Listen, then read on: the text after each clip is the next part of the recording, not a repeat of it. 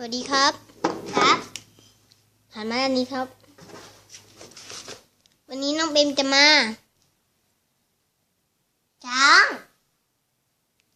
เล่นช้างกันเดี๋ยวเรามาเล่นกันเลยเดี๋ยวน้องเบมจะมาเล่นกันนะคะนี่คือช้างนะคะที่มาจากรถไฟช้างนี่ครับมีลูกมาแล้วมันหายไปไหนอันนี้ซื้อมาเป็นไม้นะคะอันนี้เป็นไม่ได้นี่เรียงไว้กันเลยต่อไปก็เป็นฮิปโปนี่นะคะเดี๋ยวน้องเบมจะไปเอาอันอีกต่อไปนะคะไดโนเสาร์ตัวสีอะไรบ้างอันนี้สีเขียวค่ะสีเขียวเนาะนี่ครับนี่ต่อไปก็เป็นสีส้มไม่ใช่สีออกส้มๆสีอะไรครับ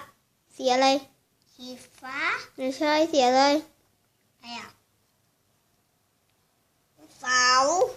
สีน้ำตาลน้ำตาลฮะเดี๋ยวน้องเป็นเอามาจัดเร็วตัวไปก่อนนะจัดตัวไปโอเคต่อไปเป็นจระเข้มันทีนเดี๋ยวมาดูปากกันดีกว่าน้ำมันหมายจระเข้อยู่ในน้ำเดี๋ยวมาดูปากกันดีกว่านี่นะคะปากของมันต่อไปคล้ายๆเหมือนของจริงเลยนี่โคต่อไปก็เป็นแมคโครนะคะนี่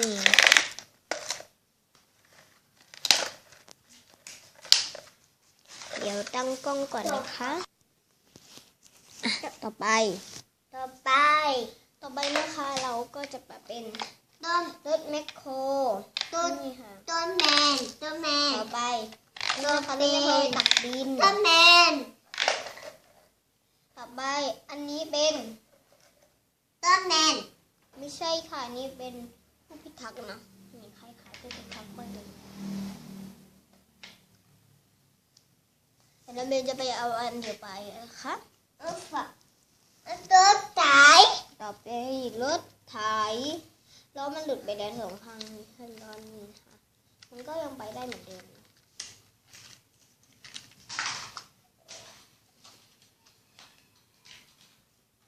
นี่ครับ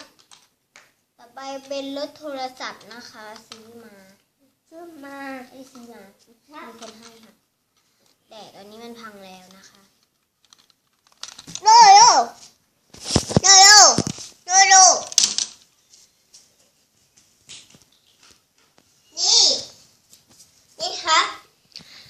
นี่ครับค่ะนี่ครับ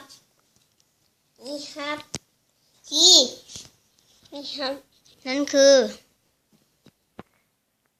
เลโก้ใหญ่ตัวต่อนะคะตัวต่อต่อไป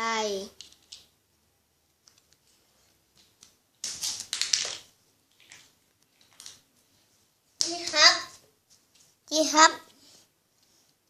สีแดงนี่ครับเสร็จแล้วโอเคไปนะคะคือบิกาจูนะคะเหมือนมานะคะมันพังแล้วนะค่ะยังไม่ได้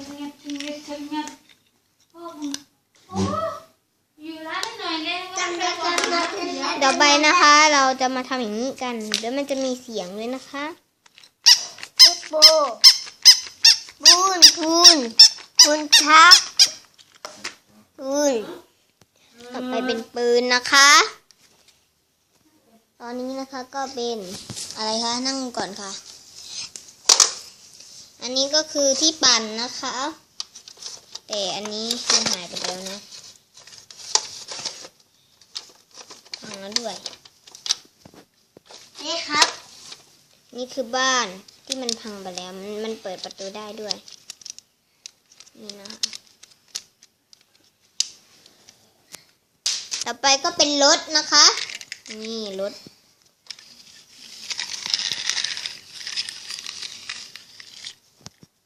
นี่ฟังเอ๋